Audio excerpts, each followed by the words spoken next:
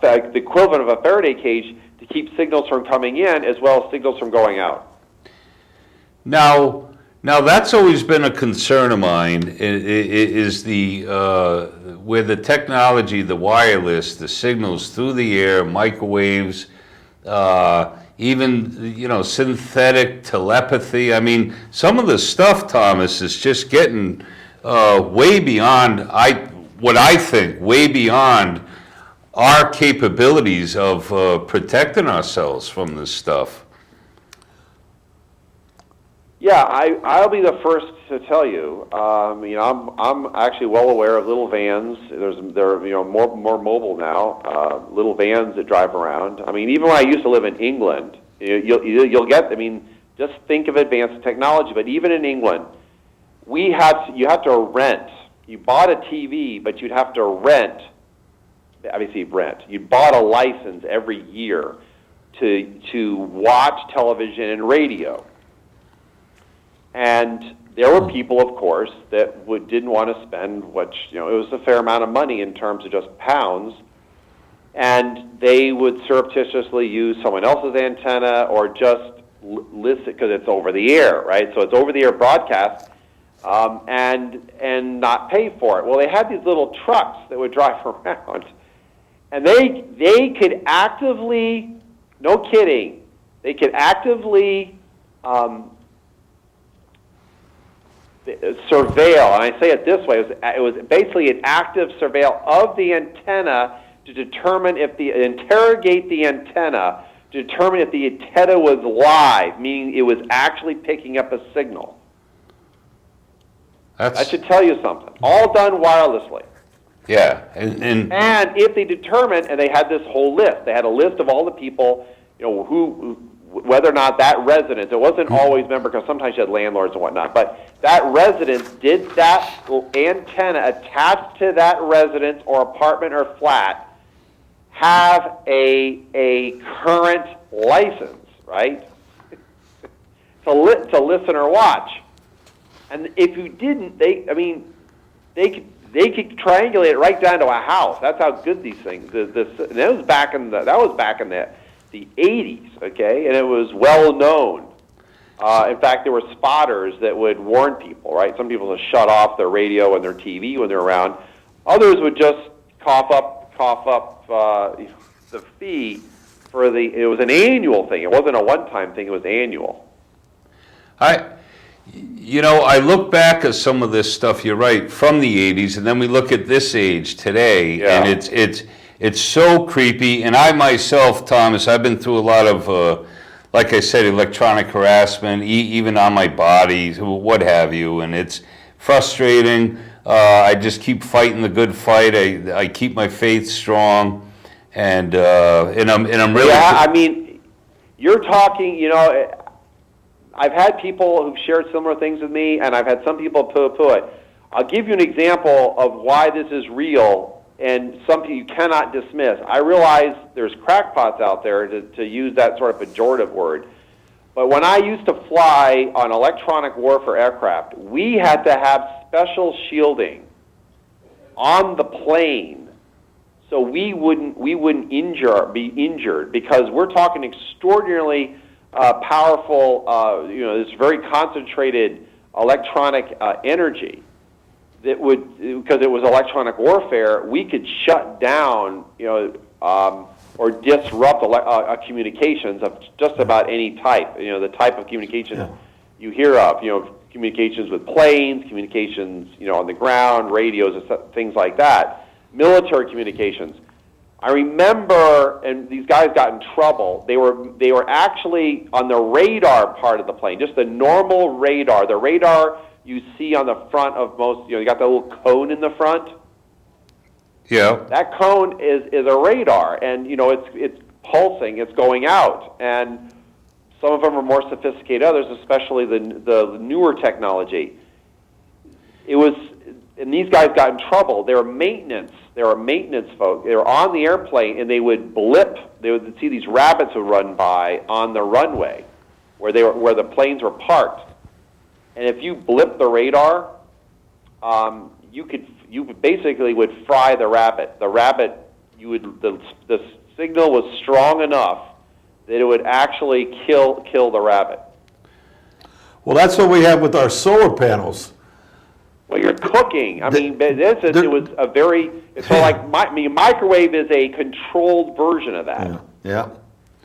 I know they're killing thousands of birds, and the environmentalists and the animal activists don't seem too concerned about it. But we're talking hundreds of thousands of birds and bats, and we know how important the birds and bats are as far as eating the insects are going.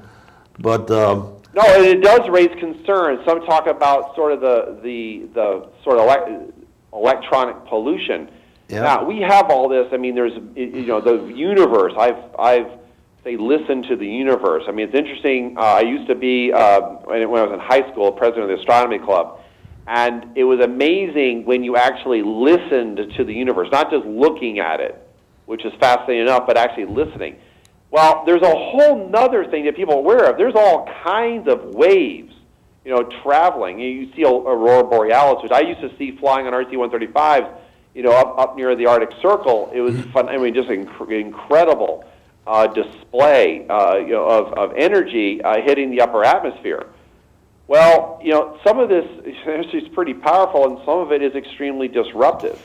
Solar flares, for example, we have. No one would have known it for in previous, like I say, recorded history that we're aware of, other than that people would talk about these solar flares.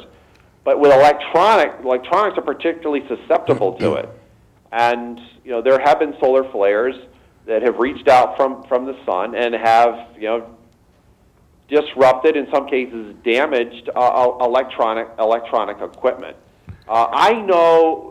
From my days, we would collect information electronically, and it would be stored on these tapes and even discs because of the new technology that was coming into play.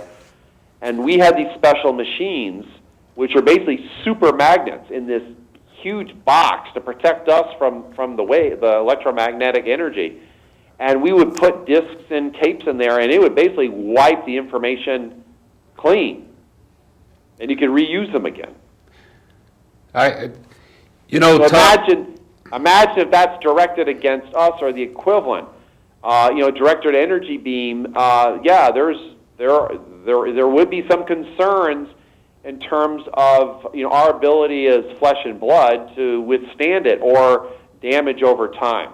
Well, I wanted to go careful with this with you, but I've talked to our viewers about microwave weapons. We've had Barry Trower on the air with us, and we've talked about HAARP, and I've talked about my experience of these directed energy weapons, constantly shocking my body, and it's like you're living in a torture, electronic torture, and you can't find the source. Via satellites, whatever it is, drones that they're using, and it's to me it's alarming for the future, Thomas. Like I tell our viewers, it may not be happening to them now, but 10 years from now, maybe all of us are experiencing this. I don't know what the future brings. Well, for me, it's whatever and all.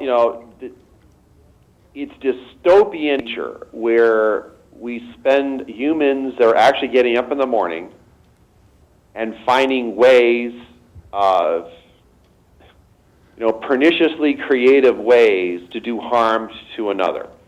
And, it's dystopian, and it's very concerning. And unfortunately, it's true. Any weapon we've ever developed has ultimately been used in the open in battle, or even less visibly. So, look, we there's even you watch Hollywood movies, they talk about electronic chaff, and even on Star Trek lore, you had the the Klingons, they could disappear, right? Yeah. They had their cloaking device, right? That's another form of where you disrupt your signature electronically and obscure it. You know, we have all the technology involving, you know, stealth aircraft and things that the government obviously is keeping super secret. We put a lot of, you know, I say energy, pun intended, a lot of energy into creating these kinds of things, and when they're used, they're not always for the benefit of our well-being, and they're usually used to punish. They're used to damage. They're used to take out, and this goes beyond just sort of the, you know, classic, you know, blast, fire, and, you know, fragmentation, right? So we're increasing in an electronic world. It also makes us much more vulnerable as well. Are there ways to protect yourself? Yes. I mean, there are. Talk to me about that, Thomas, because I've shown pictures to our viewers. God is my witness. I woke up in the morning and I had 2 different burns on my arm, and it looked like somebody took a fine needle or something and just created like this a round, maybe a 3/4 inch circle, but rough. It was all ragged, but very fine, and it left a scar. It took probably 2 to 3 days to heal, and it just like was creeping me out that something like that could happen in the middle of the night. And so I am very interested in ways of protecting our bodies from any of this type activity. Well, there's deflector technology.